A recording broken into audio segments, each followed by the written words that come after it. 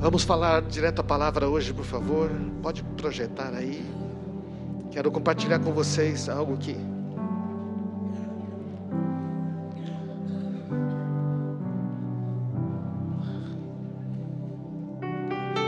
quero agradecer as pessoas que compartilham comigo as impressões que Deus tem dado a você.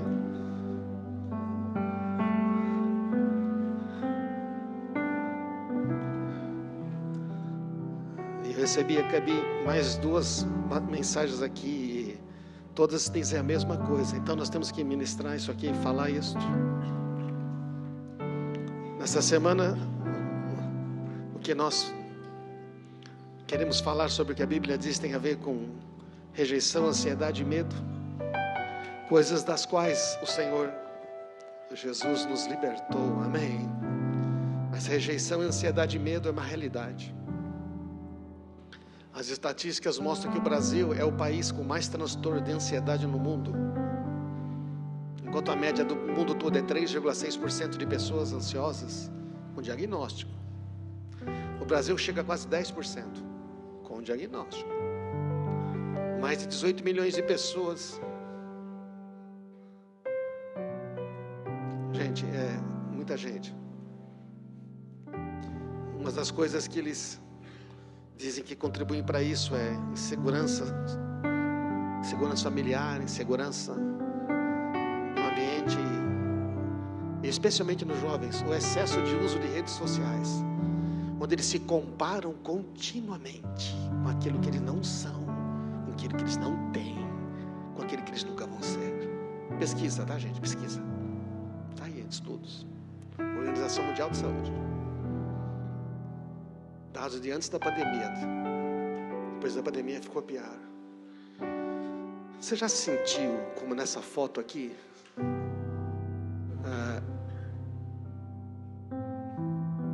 já sentiu como essa mulher aqui? Ela está de pijama, ela não consegue dormir. Tem alguma coisa na mente dela que pressiona o tempo todo. Já teve medo de coisas que nunca aconteceram? Já ficou ansioso por pensar numa situação que nunca se concretizou? Já aconteceu com você? Já evitou pessoas e lugares por causa de uma situação ruim que aconteceu? Então você fala, não quero nem ir naquele lugar. Eu não quero nem ir lá naquela... Eu não quero ir porque aconteceu uma situação ruim, aquela pessoa, naquele lugar.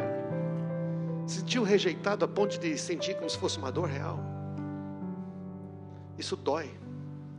Sabe o que acontece? A rejeição é uma das experiências mais emocionais, mais profundas e dolorosas que o ser humano pode entender. Isso é pesquisa, tá, gente? Isso aqui, a ciência diz isso. Vou te mostrar o que o mundo já sabe. Ela atinge diretamente o senso de pertencimento, de identidade e valor. A rejeição faz você pensar o seguinte: quem se importa? Quem realmente se importa? Será que vale a pena? Será que alguém está me vendo? Será que eu significo alguma coisa para alguém? Uma pesquisadora fez em 2003 uns estudos usando ressonância magnética no cérebro. Agora isso é muito fácil de fazer. Sabe o que eles descobriram, gente? Que a rejeição não é apenas uma dor emocional. Ela é percebida pelo cérebro como uma dor real, semelhante à dor física. Quando a pessoa sofre uma rejeição, a mesma área da dor física é ativada no cérebro. Então, quando você fala, isso doeu em mim, realmente doeu. Então, o cérebro está experimentando a rejeição como se fosse uma dor real. A ciência diz isto. Ser rejeitado causa uma dor cerebral semelhante àquela sentida quando alguém se machuca fisicamente. Então eles dizem que isto pode explicar por que rejeições aparentemente pequenas, como ser ignorado, ser deixado de lado, gera reação emocional intensa e duradoura. A gente não foi criado para ser rejeitado. Nosso Deus nos criou para sermos amados e aceitos. E nós vivemos num mundo de rejeição. Num mundo onde, se você não for bom o suficiente, se você não atingir a expectativa dos outros, se você E o pior é quando entra na igreja, isso, em vez de melhorar, piora. Não, você tem que ser perfeito, porque aqui agora você é cristão. Olha lá, Deus está vendo.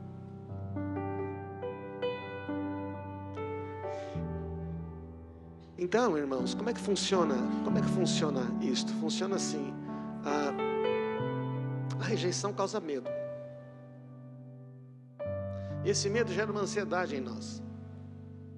Essa ansiedade leva a gente a um isolamento emocional. Veja, é emocional. A pessoa está dando risada, está no aniversário, conversa com todo mundo, mas aqui dentro ela está fechada. Entendeu? Ela pode se isolar fisicamente também. Ela pode ficar no quarto, ela pode fechar a porta, pode. Mas não precisa. O isolamento pode ser só no coração. E sabe o que acontece? Isso só aumenta a rejeição, aumenta a dor. Então a rejeição produz uma dor emocional real. Surge o medo de ser ferido e rejeitado de novo. Ninguém quer doer. Você entende? Você entende como é que é? Se você levasse uma espetada, né? Você não quer se espetar de novo. Se você pisasse no prego, você não quer andar ali para pisar no seu prego de novo. Porque a dor da rejeição é igual à dor física. Está dando para entender, irmãos? Então o medo de se ferir, você faz o quê? Não, sabe que eu não vou naquele lugar. Não vou me encontrar com aquela pessoa, eu não quero nem passar perto. Esse medo, se a gente deixar entrar no coração, cria raiz e gera uma ansiedade crônica. O que é uma ansiedade crônica? A ansiedade normal é você fica ansioso, tem uma questão, aí depois você aquilo passa. Uma ansiedade crônica é uma coisa que continua. Antecipação constante de não ser aceito, amado, valorizado. Sabe o que é uma antecipação? A pessoa já acha que ela já sabe tudo que vai acontecer. Aí eu vou lá, vai acontecer isso. Eu vou lá, vão dizer aquilo. Eu já sei tudo que vai acontecer. Então, antecipação constante de situação que você não deseja viver mais. Eu não quero mais isso.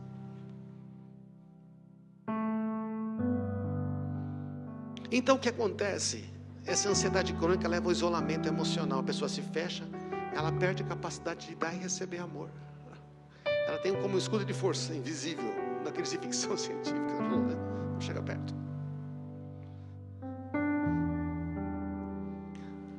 Então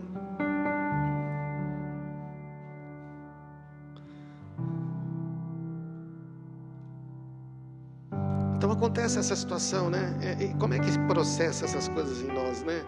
A gente sente assim, vem aquele medo, a gente sofre uma situação de ansiedade, de rejeição, e aí certos pensamentos entram na nossa mente, né? Certos pensamentos entram na nossa mente, não é? Eu não sou digno, não sou suficiente, eu não consigo. E aí quando você entra nesse sistema de medo, você começa a ter comportamento defensivo, você se isola. Então uma pessoa quer agradar todo mundo para ser aceita. Alguém tem que ver o que eu estou fazendo. Então, irmãos, o que acontece? O medo é uma resposta imediata a um perigo, né? O medo é bom, você de repente olha e fala, meu Deus, tem um buraco.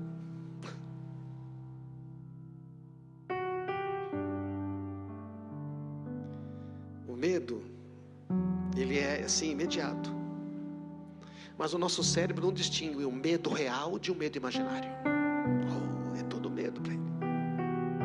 Se você tem medo de uma situação real, do tipo, se não tomar cuidado eu posso cair aqui, tenho que saber se eu sou capaz de pular. Mas você pode ter medo de uma situação que talvez nunca aconteça. Agora a ansiedade não é esse medo que acontece. A ansiedade, o que ela é? Ela é uma resposta ao futuro. A ansiedade é uma resposta emocional ao futuro. O medo te responde agora. Mas quando o medo se instala, uma mentira, gera uma ansiedade. Você está sempre preocupado com o futuro. A ansiedade é um medo do futuro. E geralmente a ansiedade é desproporcional. Você tem muito mais ansiedade. Quer dizer, o problema é desse tamanho, mas a sua reação é desse tamanho. Está dando para entender, irmãos? Isso vai acabando com a gente. Então o medo é um gatilho, né, que transforma numa ansiedade. É por isso que o medo é uma faísca, a ansiedade é o fogo que se mantém aceso, mesmo depois que já passou aquele medo. Está dando para entender como funciona? Por que a gente está falando isso aqui? Nós temos que saber. Isso aqui tudo é conhecido.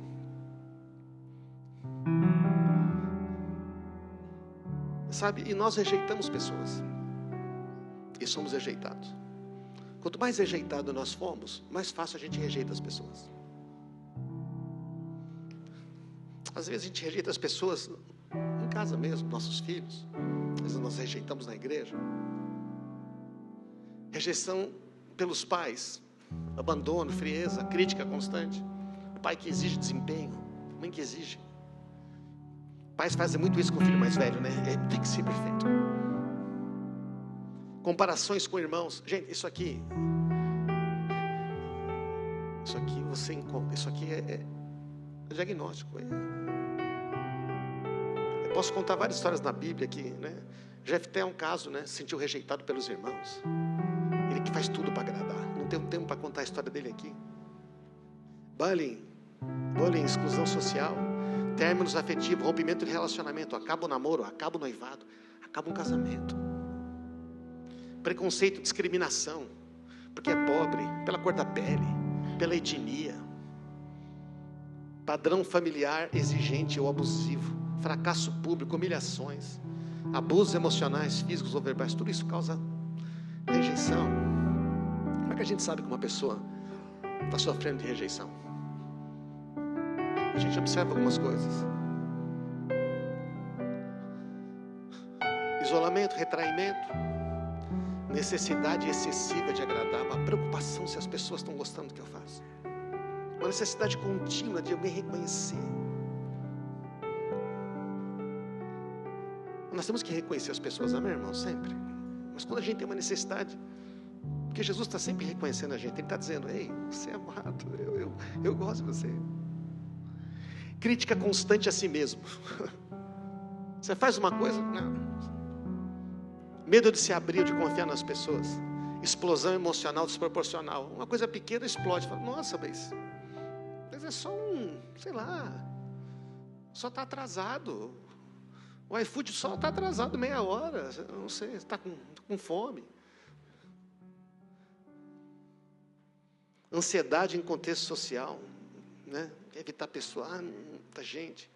Autossabotagem é aquela pessoa que prejudica ela mesma. Nos relacionamentos, tem uma oportunidade, ela prejudica ela mesma. Ela vai contra ela mesma. Dificuldade em crer no amor de Deus, de experimentar graça e alegria. Você sabe tudo, você entende tudo, mas não experimenta. Agora que eu sei de tudo isso, eu fiquei mais ansioso. Como é que eu posso vencer?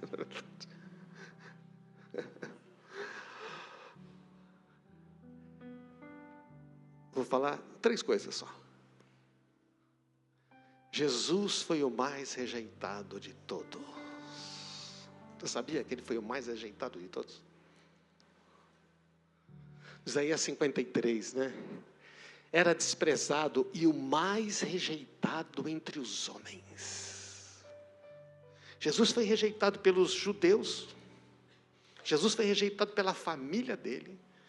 Jesus foi rejeitado em Nazaré, na cidade dele. Jesus foi rejeitado até pelos seus discípulos, que muitos deles não andaram mais com ele lá no final do ministério. Muitos abandonaram Jesus. Os seus discípulos, quando ele foi preso, também o abandonaram.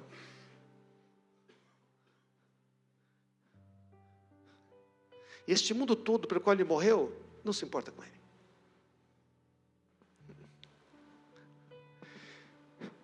Homem de dores que sabe o que é padecer. Então, se eu acho que eu estou sofrendo uma dor de rejeição, Ele sabe. Não é bom saber que Ele sabe?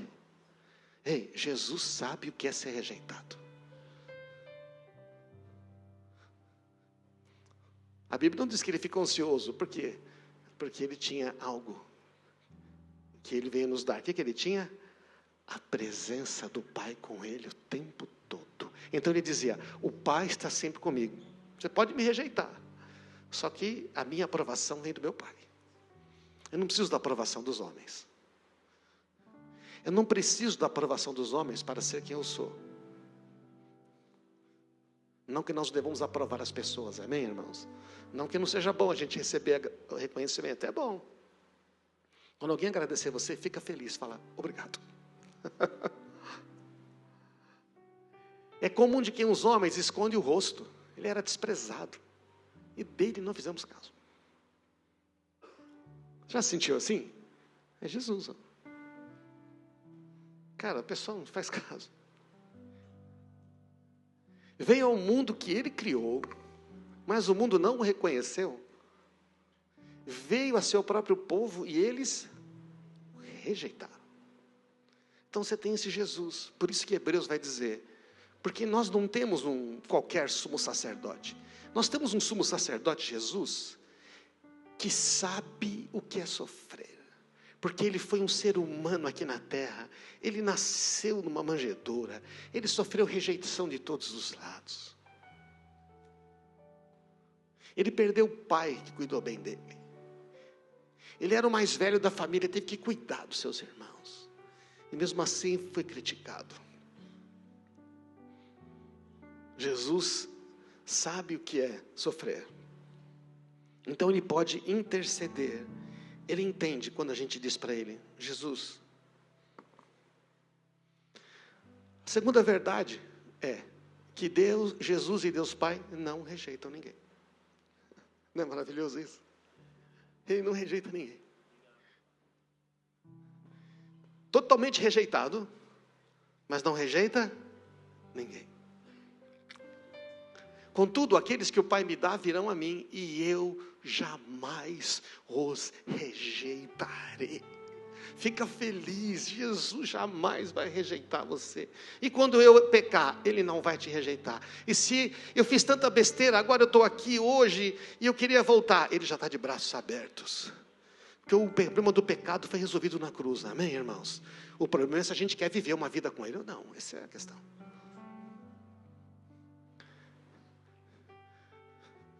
Quem que o Pai escolheu? Deus os escolheu em Cristo.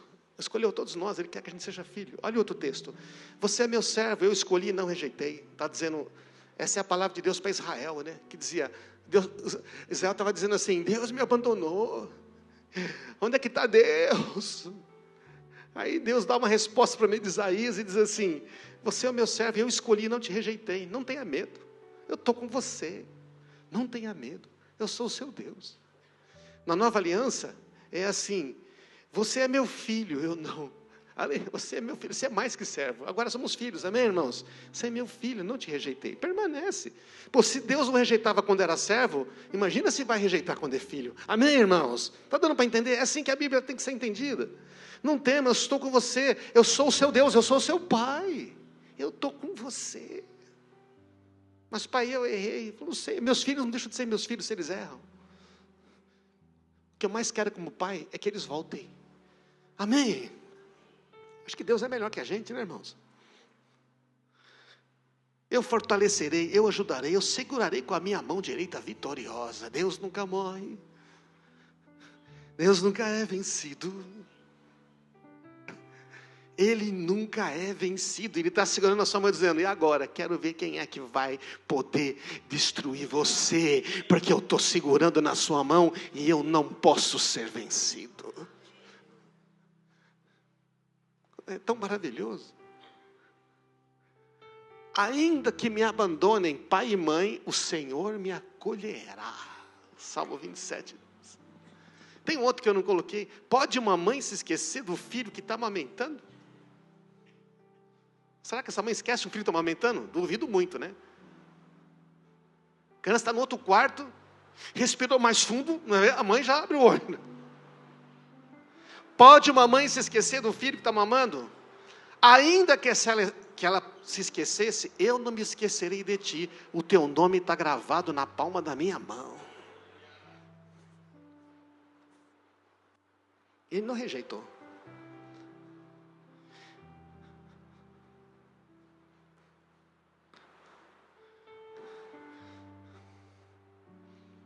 E tudo que precisamos já foi providenciado.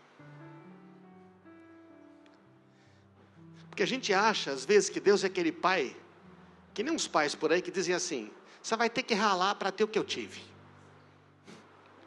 Você vai ter que... Eu penei para estar aqui, você vai ter que penar também. Mas sabe o que Deus fez? Deus fez Jesus penar tudo para nós e deu tudo de graça para os outros filhos dele. Deus não faz isso com a gente. Ó, você vai ter que comer o pão que o diabo amassou. Ah, meu, para com isso aí. Você pegaria o iFood, mandaria o inferno fazer um pão, mandou o diabo fazer um pão e você daria esse pão para o seu filho? Você faria isso, não? Nós temos que entender que Deus é um pai, irmãos. Deus nos abençoou em Cristo com todas as bênçãos espirituais nos domínios celestiais. O que significa isso? Todas as bênçãos que você vai precisar na sua vida, de cura, de libertação, de saúde, de sabedoria, elas já estão providenciadas na dimensão espiritual.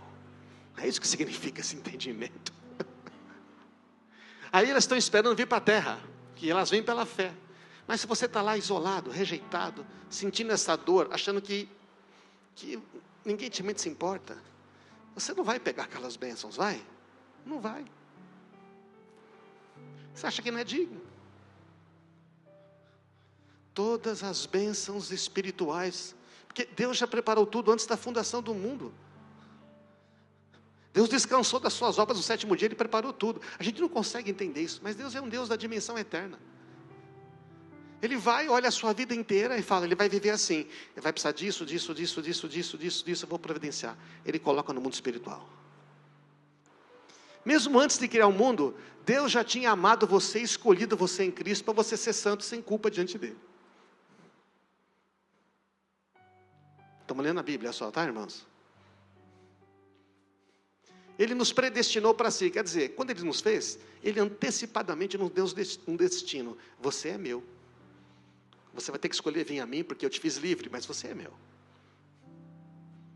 Seu destino sou eu. Para nos adotar como filhos, por meio de Jesus Cristo.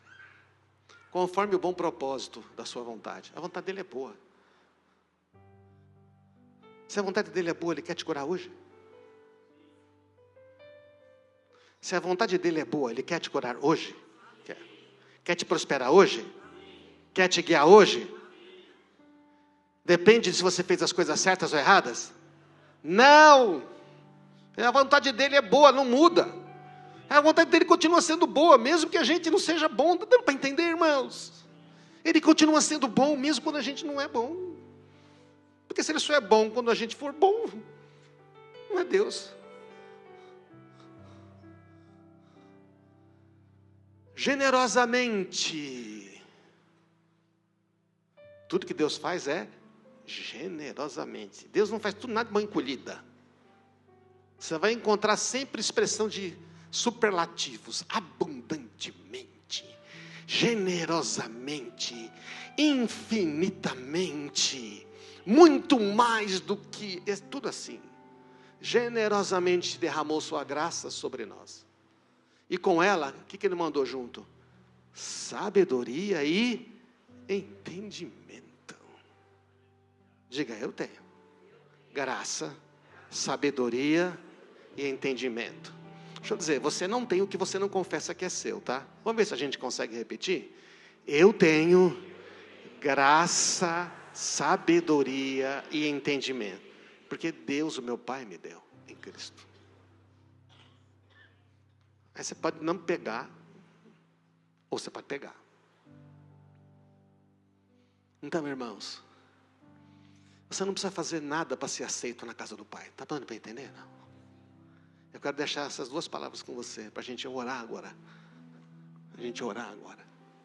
Você não precisa fazer nada para ser aceito na casa do Pai. Você não precisa trazer nada para sentar-se à mesa do Pai. Como é que é?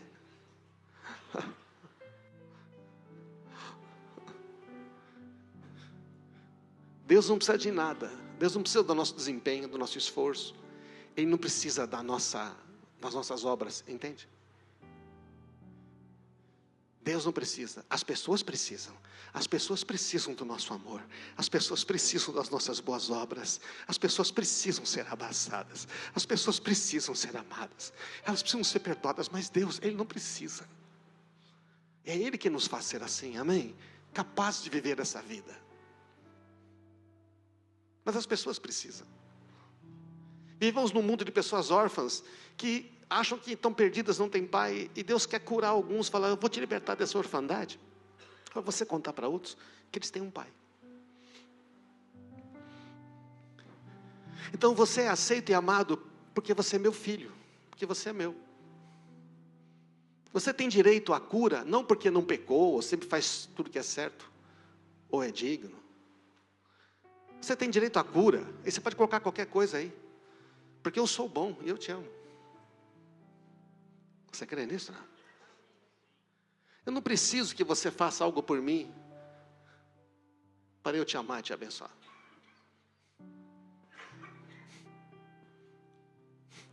Não é bom isso, não? Um amor incondicional.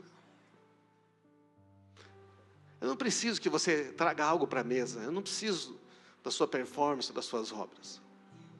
Você não tem que provar nada.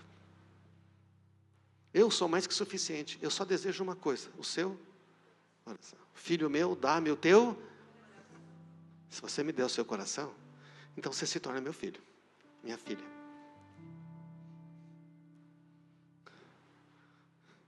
Hoje os cristãos brigam muito com questões teológicas, né? E tal, e tudo, mas deixa eu dizer, não importa a teologia A, B, C. Qualquer teologia cristã vai dizer que Cristo morreu e ressuscitou e nós somos libertados do pecado. Qualquer teologia bíblica vai dizer que Cristo morreu e ressuscitou e nos deu o seu Espírito Santo e nos fez filhos, porque nenhuma teologia pode negar a verdade da palavra de Deus, amém? Agora, se é assim, se é assado, se não é... Então, não vamos focar no que nos divide, vamos focar no que nos une. Eu chamei você para o banquete de casamento do meu filho, está tudo pronto, você só tem que aceitar o convite. Lembra da história do banquete de casamento, Mateus 22? Não pus o texto aqui para a gente ser breve, mas Jesus falou assim, o reino de Deus é como um rei que preparou um banquete para as bodas de casamento do seu filho, e convidou muitas pessoas. E quando estava tudo pronto, ele mandou chamar. Mas um falou, eu estou ocupado, comprei uma casa. Outro, eu comprei um carro, uma junta de bois. Eu vou casar. Eu não sei, eu desculpa. Tipo, eu estou bem, não preciso de Deus. Eu estou no momento bom da vida. Não quero Deus agora.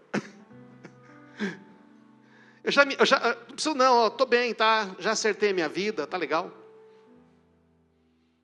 Aí ele falou, mestre, o pessoal disse que não veio. Ele falou, chama outros. O rei mandou, chama outros. Vai, sai pelas ruas. Aqueles convidados não eram dignos. Vai em todos aqueles que se acham indignos. Vai a todos aqueles que acham que não merecem. Vai para todos aqueles que já não teriam jamais condições de sequer alugar uma roupa para estar na minha festa. Você vai naqueles lugares onde eles não têm a mínima condição, eles nunca comeram a comida que eu vou servir aqui.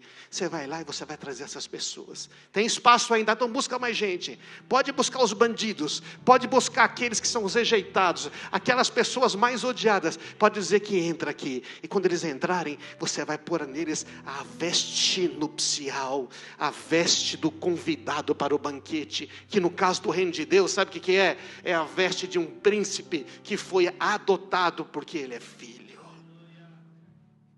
Ele vai sentar nessa mesa e não precisa trazer nada.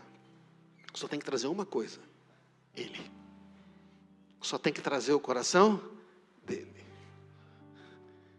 Este é o reino de Deus que Jesus falou. No banquete de casamento eu ofereci tudo. Ninguém tem condições de trazer presentes para mim. Eu não preciso.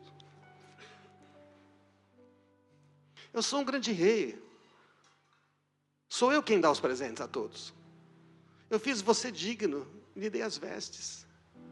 Tudo por causa do meu filho. Você não precisa trazer presentes, não precisa provar que merece estar no banquete. Você não precisa provar que você é digno de ser convidado. Não é bom isso, gente? Não é maravilhoso? Eu escolhi você para estar no banquete e fazer parte da minha família. Essa ideia de abençoar não foi nossa, gente. Foi de Deus. Você sabia disso? A ideia de nos dar as bênçãos não foi nossa. Que nós chegamos um dia e falou: pai, o senhor tem que dar umas bênçãos para nós. Não, foi ideia de Deus. Não foi ideia nossa sermos curados. Foi Deus que disse assim: eu vou curar vocês. Foi Jesus que veio e falou: eu vou curar todo mundo. Eu vou ressuscitar os mortos. Eu vou quebrar todas as cadeias, eu vou libertar os cativos. Não foi ideia do ser humano. O ser humano religioso está tentando provar que ele merece. Ele falou assim: eu vou fazer para todos. Você só precisa crer. Então a cura para a rejeição é experimentar a paternidade de Deus. Não se trata de entender. Acho que todo mundo entendeu aqui, não entendeu? Talvez você já tinha até entendido. Mas entender não é suficiente. Tem que experimentar. Tem que experimentar. A vida cristã se experimenta. O poder de Deus se experimenta. Não se entende. Quando a Bíblia fala conhecereis a verdade, essa palavra significa ter uma experiência pessoal com. O conhecer no hebraico, no antigo, significa o equivalente a ter uma relação íntima entre marido e mulher. É um conhecimento íntimo profundo. É uma unidade. Esse é o conhecer. E Isaac conheceu a Rebeca. Significa uma conexão profunda. Não se trata apenas de entender, mas de experimentar. É o conhecimento de Deus por meio de uma experiência real, com a presença. Graças a Ti eu conheço o caminho da vida. Enquanto experimento a plenitude da alegria na Tua presença. À tua direita, diz a versão tradicional, delícias perpetuamente. O prazer de estar sempre ao teu lado, numa outra versão. Nesta, experimento prazeres divinos para sempre.